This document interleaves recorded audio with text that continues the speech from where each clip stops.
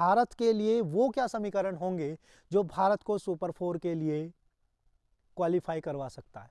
अगर plan B की बात करें, यानी जो दूसरा प्लान हमारे पास है वो ये है, आप अपने वीसी अक्षर पटेल को लेकर के आए, 8वें पे रिंकू सिंह की जगह आप कुलदीप यादव को खिला सकते हैं।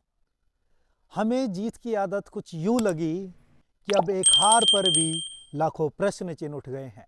जी हाँ, आज हम वीडियो में बात करेंगे कि आखिरकार भारत बनाम साउथ अफ्रीका के सुपर 8 के मुकाबले में जो भारत की करारी हार हुई है, यानी हर पहलू पर बात करने का प्रयास करेंगे और हर क्वेश्चन का आंसर देने का प्रयास करेंगे कि भारत ये मैच क्यों हारा है। T20 वर्ल्ड कप 2026 में भारत बनाम साउथ अफ्रीका के बीच एक कड़ा मुकाबला अहमदाबाद के नरेंद्र मोदी स्टेडियम में खेला गया था। इस मैच में न केवल डिफेंडिंग चैंपियन यानी जो भारत 2024 का विश्व विजेता था, उसके 12 मैच के विजयी रथ को नहीं रोका, बल्कि भारत को एक रणनीतिक और एक मानसिक रूप से बड़ा झटका लगा है।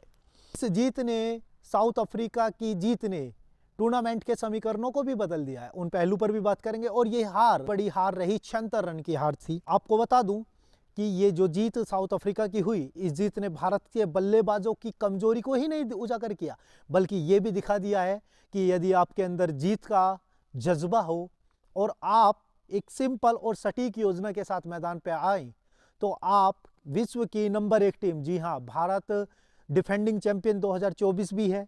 हम इस पहलू पर भी बात करेंगे कि भारत की हार का सबसे बड़ा कारण क्या टॉस रहा। भारत के जो टीम प्लेइंग 11 थी उसकी भी बातचीत करेंगे कि क्या बदलाव हो सकते थे। अहमदाबाद के स्टेडियम के जो T20 आंकड़े हैं, सबसे पहले उसकी बात कर लेते हैं। रिपोर्ट जो डाटा हमारे पास है उससे क्लियर मैसेज ये है कि जो टीम यहाँ पर पहले बल्लेबाजी करती है वो 10 मुकाबले जीती है, यानी उसका जीत जो प्रतिशत है, उसकी जो विन परसेंटेज है वो अत्यधिक है। और जो टीम पहले गेंदबाजी करती है उसने सिर्फ यहाँ पर 5 मुकाबलों में ही जीत हासिल की है।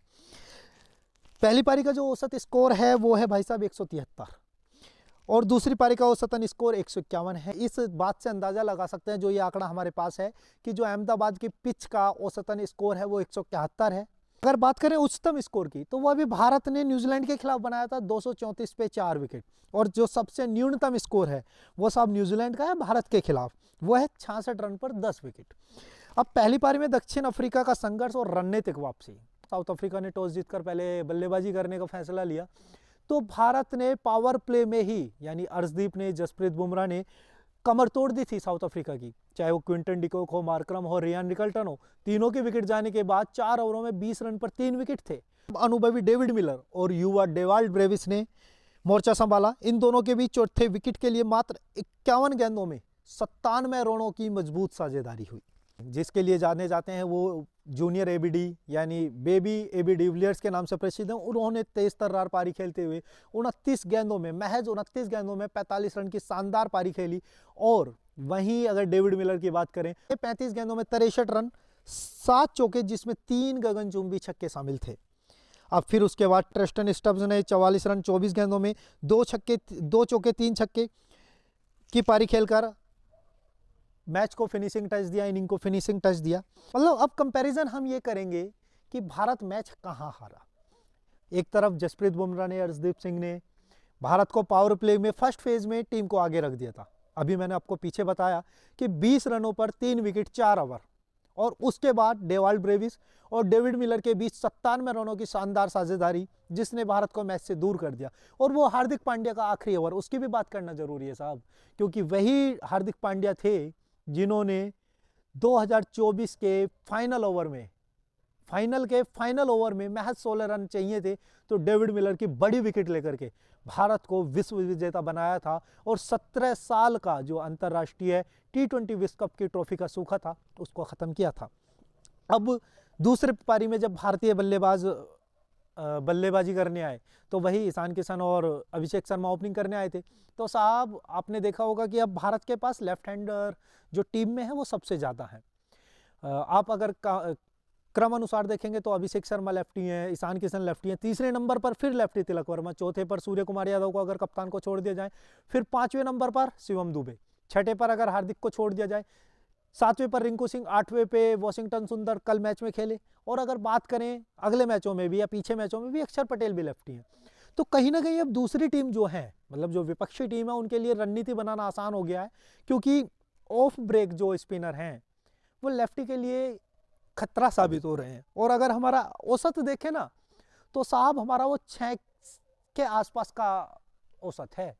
अगर लेफ्टी की बात करें तो 6 रन प्रति ओवर का औसत है, जिसमें हमें बड़ी शर्मिंदगी की बात है। और अब बात करते हैं कि जिस प्रकार से यही वो टीम थी जिसने पिछले विगत 2 वर्षों में पूरे देश को एक उम्मीद दिखाई और वो रिकॉर्ड बनाए जो पिछले क्रिकेट के इतिहास में, भारतीय क्रिकेट के इतिहास में नहीं बने थे। यही वो टीम थी जिसने पावर प्ले में 6 ओवरों में 100 प्लस रन का आंकड़ा भी छुआ। यही वो टीम थी 290 प्लस का स्कोर T20 में आप एज्यूम नहीं कर सकते साहब कि वही टीम थी, यही प्लेइंग 11 थी जो बल्लेबाजी कर रही थी, धमाका कर रही थी। लेकिन साहब एक हार ने इन्हीं की काबिलियत पर क्वेश्चन मार्क लगा दिया और प्रश्न चिन्ह इतना बड़ा लगा दिया कि अब गौतम गंभीर को क्रिटिसाइज कर रहे हैं, अब अभिषेक शर्मा को क्रिटिसाइज कर रहे हैं, आप उस तिलक वर्मा को क्रिटिसाइज कर रहे हैं जिसने विराट कोहली की जगह को भरने का काम किया। कुछ हद तक सफल भी हुए, उन्होंने 2 सेंचुरी भी दक्षिण अफ्रीका के खिलाफ लगाई थी। अब बात कर रहे हैं, याद कर रहे हैं संजू सैमसन को कि इनकी टीम में वापसी की जाए। और भारतीय बल्लेबाजी क्रम में बड़ा बदलाव देखने को मिला, वॉशिंगटन सुंदर को 5वें नंबर पर भेज देगा, जबकि आपको पता है कि आपके पास एक पावर हिटर है और उस जगह आवश्यकता थी हार्दिक पांड्या को भेजने की। अभी वॉशिंगटन सुंदर की भी बात करेंगे कि आपने टीम के वीसी यानी वाइस कैप्टन को ही बाहर बैठा दिया। वॉशिंगटन सुंदर को 5 नंबर पर प्रमोट करना एक बड़ी रणनीतिक चूक रही।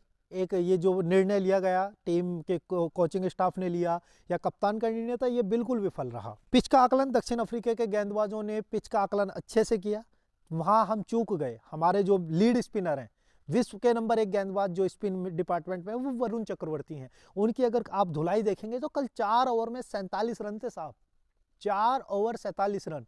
आपने वॉशिंगटन सुंदर को खिलाया क्यों था जब आपने उनके 4 ओवर पूरे नहीं करवाए। वहीं दूसरी ओर बात करेंगे शिवम दुबे की, वो 2 ओवरों में 32 रन, 16 का एवरेज है भाई साहब।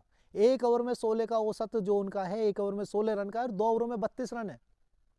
जब आपको वोसी से आपको पूरे ओवर ही नहीं करवाने थे तो आपने खिलाया क्यों? आपने वीसी को बाहर बैठा दिया, उस खिलाड़ी को जिसने 2024 के फाइनल में, आपको याद होगा, उन्होंने विराट कोहली के साथ मिलकर के पारी को संभाला था और बहुत शानदार 47 रन की पारी खेली थी उन्होंने। कि सुपर 8 का मुकाबला था, भारत पहला मुकाबला हार गया। अब इन समीकरणों की बात करते हैं कि भारत के लिए वो क्या समीकरण होंगे जो भारत को सुपर 4 के लिए क्वालिफाई करवा सकता है। साहब अगर अब हम दुआ करेंगे कि जो जिनसे हम मैच हारे हैं वो तीनों मैच अपने जीत जाएं, यानी जो पहला जीत चुके हैं, आगे जो 2 बचे हैं वो भी मैच जीत जाएं।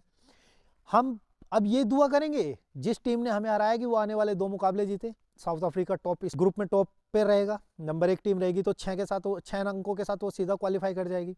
अब अगर मान लीजिए ये एक मैच हार जाती है, वेस्ट इंडीज या जिम्बाब्वे कोई भी टीम 2 मैच जीत जाती है। रन रेट की बात करें तो भारत का रन रेट निगेटिव 3.88 है। इस रन रेट को बेहतर करने के लिए अब जिम्बाब्वे और वेस्ट इंडीज को, भारत को बड़े अंतर से हराना होगा, चाहे वो विकेट का अंतर हो, चाहे वो साहब रनों का अंतर हो। यदि ये 3 पैटर्न है, सीधे सीधे साउथ अफ्रीका पहला मुकाबला जीत गई है और उसके 2 मैच अभी बचे हुए हैं, तो दोनों मैचों में अगर वो जीत जाते हैं तो वो टेबल टॉपर रहेगी। तो हमारे लिए राह आसान इसलिए हो जाएगी कि जो 2 टीम हारेंगी उनका 1-1 मैच कम रह जाएगा और हम आसानी से प्रवेश कर जाएंगे दूसरे नंबर पर, यदि भारत दोनों मैच जीत जाता है। ये भी संभावना है साहब। एक टीम अपने, वो जिम्बाब्वे थी, वो अपने ग्रुप की टॉपर थी साहब, जॉइंट किलर का वाकई में उन्होंने प्रदर्शन दिखाया और बहुत शानदार खेल दिखाने का काम किया है। अब भारत के सेमीफाइनल का समीकरण आपको मैंने बता दिया। यदि भारत दोनों मैच जीतता है तो उसके अंक 4 होंगे। ऐसे में यदि दक्षिण अफ्रीका अपने बाकी दोनों मैच जीत जाता है तो भारत दूसरे स्थान पर रहकर क्वालिफाई कर सकता है। दूसरा जो समीकरण है वो है, यदि जिम्बाब्वे या वेस्ट इंडीज में से कोई टीम दक्षिण अफ्रीका को हरा देता है तो मामला नेट रन रेट पर फंसेगा, जहां वर्तमान की बात करें तो भारत बहुत पीछे है। भारत अभी 4थे स्थान पर है और भाई साहब अभी 2 मैच बचे हैं, क्या भविष्य रहेगा ये हम आगे बात करेंगे। और ये मैं नहीं, ये तमाम वो क्रिकेट एक्सपर्ट कह रहे हैं कि भाई साहब बार बार कह रहे हैं कि यदि आपके पास ऊपरी क्रम में 3 लेफ्टी हैं तो पहला ईशान, अभिषेक, तो आप इसमें एक ऐड ऑन कर सकते हैं। तीसरे नंबर पर कप्तान सूर्य कुमार यादव को प्रमोट कर सकते हैं, ताकि दूसरे की जो टीम है, विपक्षी जो टीम है, उनको अपनी रणनीति बनाने में फिर मुश्किल हो जाएगी।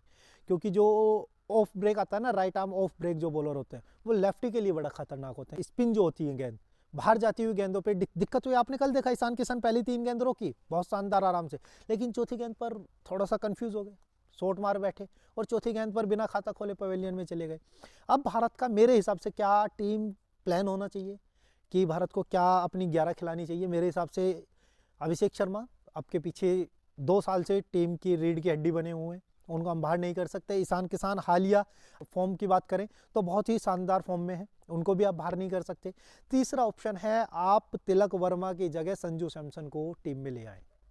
जी हाँ, संजू सैमसन एक अच्छे खिलाड़ी हैं, पूरा दौर सब खिलाड़ी का आता है, तो ये इसका मतलब ये नहीं कि उस खिलाड़ी के अंदर काबिलियत नहीं है। तो साहब तीसरे नंबर पर आप संजू सैमसन को लेके आ सकते हैं, चौथे पर आप सूर्य कुमार यादव को, पांचवें पर आप शिवम दुबे को मौका दें, क्योंकि आपके 2 लेफ्टी शुरू में आ गए टॉप ऑर्डर में। तीसरे पर आपका फिर राइटी, चौथे नंबर पर फिर राइटी, तो पांचवें नंबर पर आप अक्षर पटेल को मौका दे सकते हैं, शिवम दुबे को मौका दे सकते हैं।